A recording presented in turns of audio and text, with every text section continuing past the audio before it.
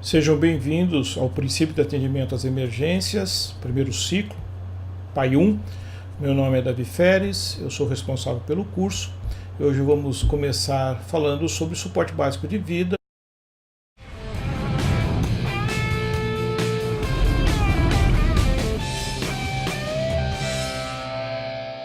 Roteiro, vamos falar sobre o conceito de parada cardíaca, resumo histórico, um breve resumo histórico, na verdade, os modos de parada cardíaca, a lesão isquêmica cerebral e o atendimento inicial, certo, e cadeia de sobrevida.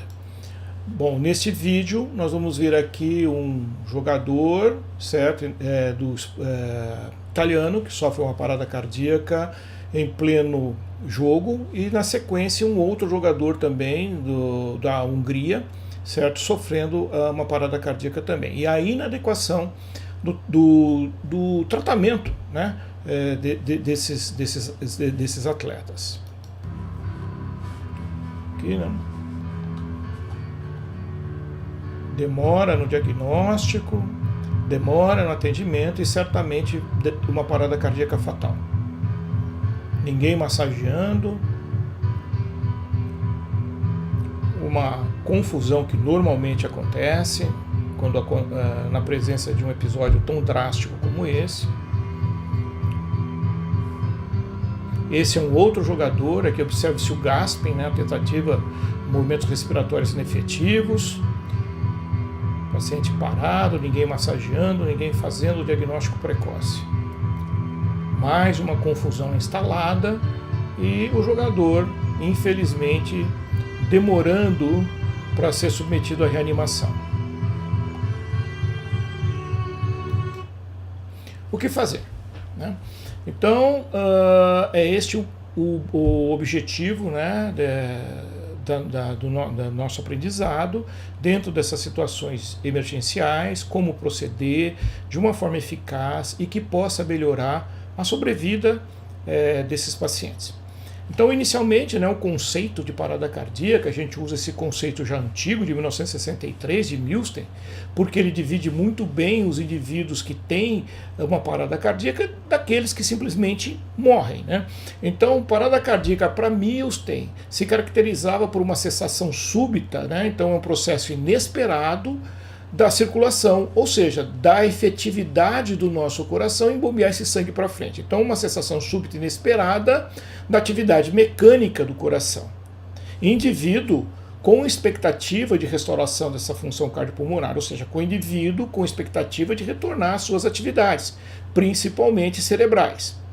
Diferente daquele indivíduo portador de moléstia intratável ou em fase terminal, que quando o coração cessar suas atividades, à luz do conhecimento médico atual, simplesmente esses indivíduos morreram.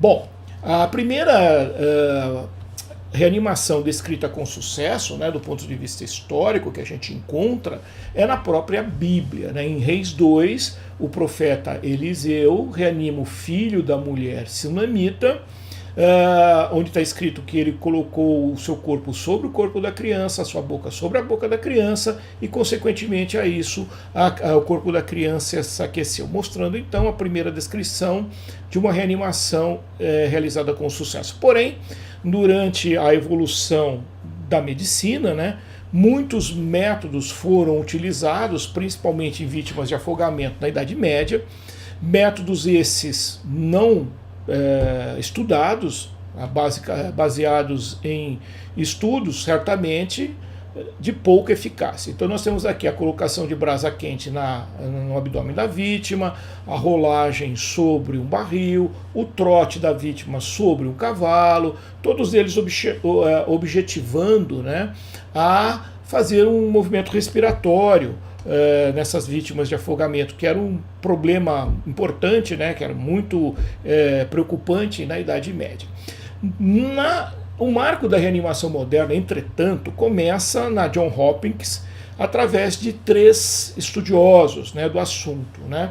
O Dr. Judd, que era um cirurgião cardíaco, cuja tese era a fibrilação ventricular induzida pela hipotermia, Calvin Hoven, que era um engenheiro e médico, cujo estudo era a desfibrilação elétrica, ou seja, o choque na fibrilação ventricular que o Judy estava estudando, que conseguiria reverter, organizar esses batimentos cardíacos, e quem auxiliava ambos, o Knickbock, que era um fisiologista, que no caso sendo o modelo da vítima. Nesse outro diapositivo também histórico, vemos Peter Safar, tá, da Universidade de Pittsburgh, fazendo seu estudo de ventilação boca a boca em estudantes de medicina voluntários, que eram anestesiados, curarizados, e mantinha-se assim a sua ventilação boca a boca, mostrando a eficácia deste sistema em ventilar esses pacientes. Isso foi por volta dos anos 1960, que é o marco da reanimação moderna. A partir daí, vários consensos foram sendo realizados, o primeiro em 1966, e até hoje vem sendo realizados sistematicamente no sentido de melhorar os resultados da reanimação cardiopulmonar. Como o coração para de bater?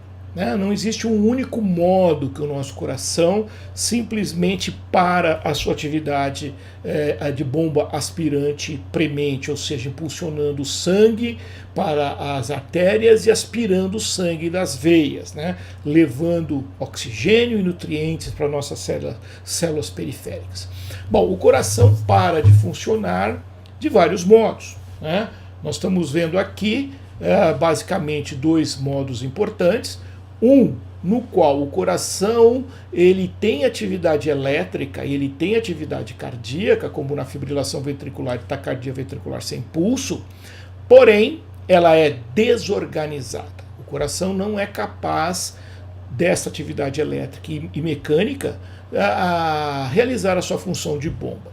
Os outros dois tipos de parada, que o coração para a sua função, é conhecido como assistolia.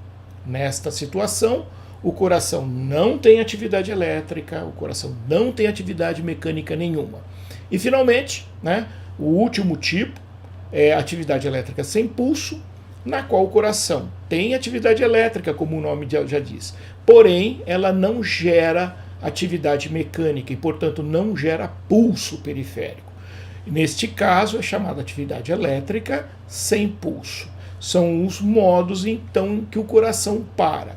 O que eu penso ser mais difícil do aluno do primeiro ano entender seria o primeiro modo, no qual eu tenho atividade elétrica, eu tenho atividade mecânica, porém ela é de forma desorganizada, impedindo que o coração atinja o seu objetivo.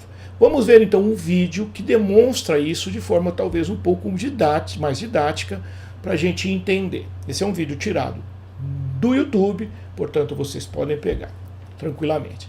Então nós estamos vendo aqui o ritmo de fibrilação ventricular, um ritmo que tem atividade elétrica, porém totalmente caótico, incapaz, por exemplo, de exercer sua função. Aqui é o próprio coração, totalmente caótico, certo? Uma contração totalmente regular.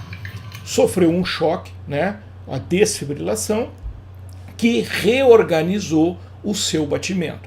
Agora ele tem uma contração organizada, capaz de gerar fluxo anterógrado e aspirar das veias centrais.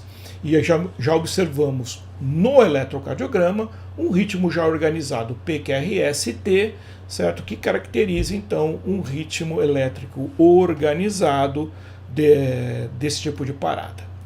Bom, a causa mais frequente de parada cardíaca fora de um ambiente hospitalar, na rua, num parque, no futebol, num aeroporto, é a isquemia coronariana, ou seja, o infarto do miocárdio. O infarto do miocárdio leva usualmente esses pacientes a parar o coração em fibrilação ventricular, que é aquele modo que vocês já sabem, no qual eu tenho atividade elétrica, no qual eu tenho atividade cardíaca, porém ela é desorganizada. E o tratamento para isso, evidentemente, é o choque elétrico, conhecido como desfibrilação. Portanto, só se desfibrila o coração que fibrila. Não tem indicação de desfibrilação, a assistolia e atividade elétrica sem pulso, porque são ritmos que não respondem à desfibrilação elétrica, não tem esse sentido. Então nós estamos agora, para resumir isso, os ritmos chocáveis, né, que respondem à desfibrilação elétrica, seriam então ataque cardíaco ventricular sem pulso, ritmo elétrico desorganizado, né, ritmo que não gera fluxo, fibrilação ventricular, ritmo desorganizado, contração ventricular desorganizada, incapaz de gerar fluxo. Ritmos chocáveis respondem então à desfibrilação elétrica. Ritmos não chocáveis, que não respondem à desfibrilação, até porque eles não estão fibrilando. Assistolia, modo no qual eu não tenho atividade elétrica e não tenho atividade mecânica. Atividade elétrica sem pulso, eu tenho atividade elétrica, mas não tenho pulso. O coração, apesar de ter atividade elétrica, ele não gera fluxo, ele não bate, ele não é capaz, então, de impulsionar o sangue para a periferia, gerando assim, então, hipoxemia para as células desses pacientes. Bom, falando um pouco agora de morte súbita, né, que nós vimos naqueles vídeos. 36% das paradas cardiorrespiratórias intra-hospitalares são mortes súbitas.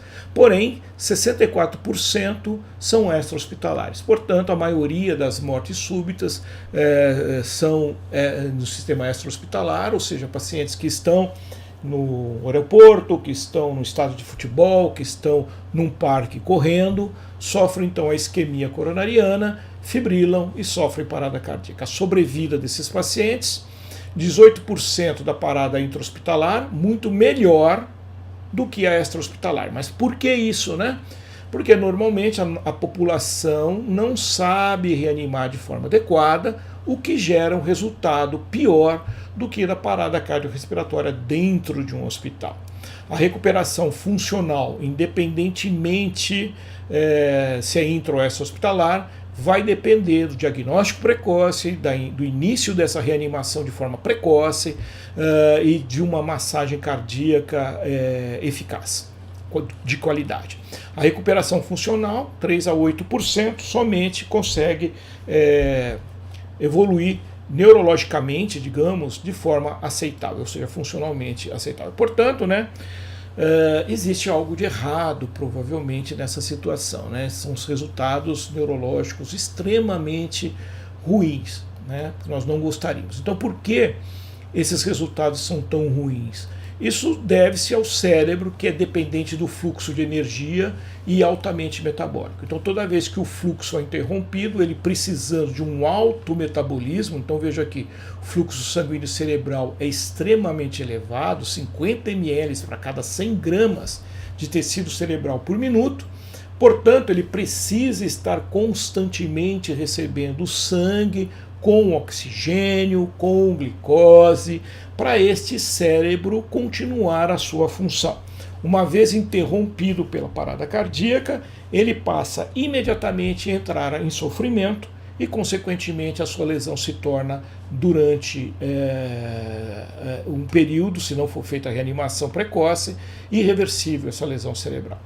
Então, nesse outro diapositivo, nós estamos vendo exatamente os estoques cerebrais, né, de produtos de alta energia. Então, o oxigênio cerebral ele acaba em cerca de 15 segundos, né?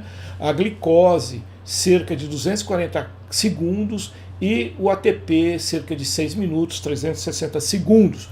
A partir disso, o cérebro não tem mais de onde captar a energia e a célula passa a entrar a sofrimento e acaba morrendo, evidentemente, levando à lesão cerebral. Por isto que o diagnóstico precoce, uma rápida reanimação é interessante, é importante. Se essa reanimação, quanto mais precoce for, menor é a minha lesão isquêmica, com maior probabilidade deste indivíduo recuperar suas funções cerebrais de forma aceitável. Após cerca de 20 minutos, né, dificilmente esse cérebro não sofre uma lesão cerebral importante, Portanto, né, o tempo é fundamental para esses mecanismos de preservação cerebral e uma reanimação eficaz. Essa complexa combinação deve ser levada sempre em consideração para que nós não tenhamos um paciente que o coração voltou a bater, porém o cérebro não funciona mais de forma adequada. Lembrando que aproximadamente de 80% dos casos de parada cardiorrespiratória acontecem em casa e são presenciados por um membro da família, 80%. Apenas 10% sobrevive. Por que essa diferença tão grande, né? Porque a maioria das testemunhas, que são os familiares, não sabem fazer a reanimação básica eficaz. E é isso que nós devemos aprender, a fazer uma reanimação de alta qualidade. A RCP feita por quem presencia a parada cardíaca, faz o diagnóstico precoce e inicia uma reanimação de alta qualidade, pode dobrar a chance de sobrevida desses pacientes. Portanto, o resultado vai depender do reconhecimento precoce, acionamento rápido do sistema de atendimento médico de urgência, e aqui o objetivo é trazer um desfibrilador o mais rápido possível, porque a fibrilação ventricular só responde a desfibrilador. E uma testemunha treinada tanto no diagnóstico como também nas manobras de reanimação de alta qualidade. Por isso que a American Heart Association forma a cadeia de sobrevivência para nos lembrar dos elos importantes que nós temos no resultado final. No básico, um reconhecimento imediato da parada e o acionamento, né, que nós estamos vendo no telefone, do serviço médico de urgência.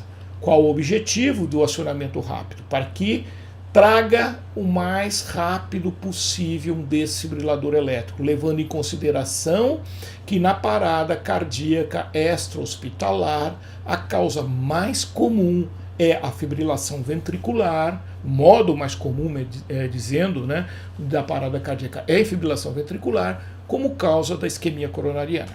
Uma RCP de alta qualidade, que é o segundo elo, precoce, com ênfase nas compressões torácicas, uma rápida desfibrilação assim que chega, né, do primeiro elo, o desfibrilador elétrico para a fibrilação ventricular, suporte avançado de vida eficaz e cuidados pós-PCR integrados. Mas o mais importante dos elos na sobrevivência do nosso paciente são os três primeiros: diagnóstico precoce, uma reanimação de qualidade e a presença de um desfibrilador elétrico o mais rapidamente possível na cena para que o indivíduo sobreviva. Vamos então agora dar uma iniciada, né, em vocês sobre o suporte básico de vida, né, que envolve o quê? Primeiro, a verificar a segurança do local, né? É lógico que ninguém vai promover o salvamento de algum paciente se a cena for insegura. Então nós estamos vendo aqui uma foto, né, no qual um paciente agora vítima de trauma, não foi uma parada, mas nós estamos vendo aqui ele sendo atendido, né, mas lá no fundo vindo um outro caminhão, esse aqui parado na frente, sem nenhum sistema de sinalização. Se esse caminhão, por um acaso, não observar isso e bater, seja nesse outro, nós vamos ter agora 1, 2, 3, 4 vítimas em vez de apenas uma. Portanto, a primeira coisa a ser verificada é se a cena de salvamento está segura.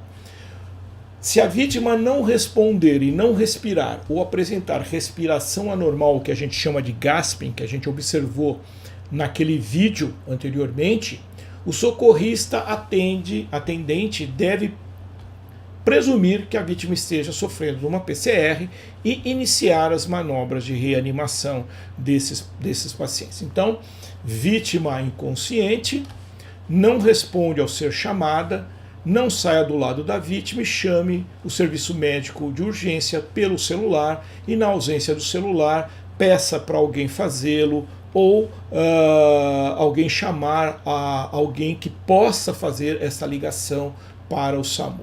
Assim que feito o acionamento do serviço de atendimento médico de urgência, né, o diagnóstico, perda da consciência, já foi falado, avaliar simultaneamente, aqui é válido para o profissional de saúde, que somos nós, né, a presença de respiração anormal ou ausente. Aí nós podemos verificar o pulso carotídeo, a presença ou a sua ausência, no máximo durante 10 segundos. Os profissionais leigos não devem enxergar pulso, somente os profissionais da saúde fazem o diagnóstico de parada junto com perda da consciência, ausência de respiração e pulso carotídeo, certo? É que assim é feito.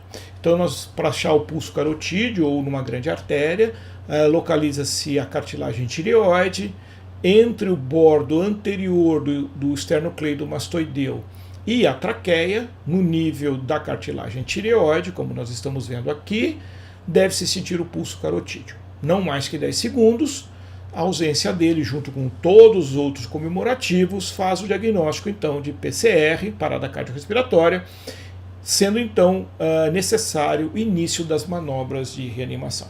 Alguns fatos importantes, né? Alguns já ditos, mas recapitulando, profissionais da saúde são encorajados a executar simultaneamente algumas etapas, entre elas verificar as respirações e o pulso ao mesmo tempo, na tentativa de reduzir o tempo até a primeira compressão torácica. Tendo reconhecido a PCR, o socorrista leigo que não tiver treinamento, ele deve apenas comprimir o tórax. Não se preocupe com a ventilação. O leigo só deve comprimir o tórax. Ou seja, porque a própria compressão gera algum movimento respiratório nesses pacientes, né? Então, a orientação para o leigo não treinado é comprimir com força e rapidez no centro de tórax, já uma vez que eles não são treinados para isso. Agora, né, então, reprisando um pouco de tudo que foi dito em termos de algoritmo, verificamos a segurança do local, a vítima não responde ao ser chamada, devemos então chamar por ajuda, e esse chamar por ajuda é telefonar para o SAMU para que traga o mais rapidamente possível o desfibrilador, pedir o DEA, né, para o serviço médico de urgência, checar simultaneamente a respiração, ausente ou anormal, no caso de um GASP, e o pulso. Profissionais de saúde, durante no máximo 10 segundos. Se a respiração está normal ou com pulso, apenas o indivíduo perdeu a consciência, monitorizar até a chegada do serviço médico de emergência. Se o indivíduo não está respirando, mas ainda tem a presença de pulso, devemos então ajudar a ventilação, ou seja, uma ventilação a cada 5 a 6 segundos, a cada 6 segundos vai dar 10 movimentos respiratórios, né? 10 ventilações para esse paciente por minuto. Ativar após esse tempo, né? Após 2 minutos, o serviço médico de emergência. Qual que é o objetivo? Seria você primeiro tirar o paciente da hipoxemia, já que ele não está respirando, e depois chamar o serviço médico de emergência. Continuar as ventilações de resgate a cada 2 minutos. Se o pulso se tornar ausente durante esse período, iniciar a RCP. Se há possibilidade de overdose de opioide, uma coisa muito comum atualmente, administrar o antídoto de opioide, cujo nome é naloxone. Porém, se o indivíduo não está respondendo, não respira e não tem pulso, parada cardiorrespiratória. Iniciamos então a RCP, né, com ciclos de 30/2, que veremos mais à frente, sempre que o mais rapidamente possível.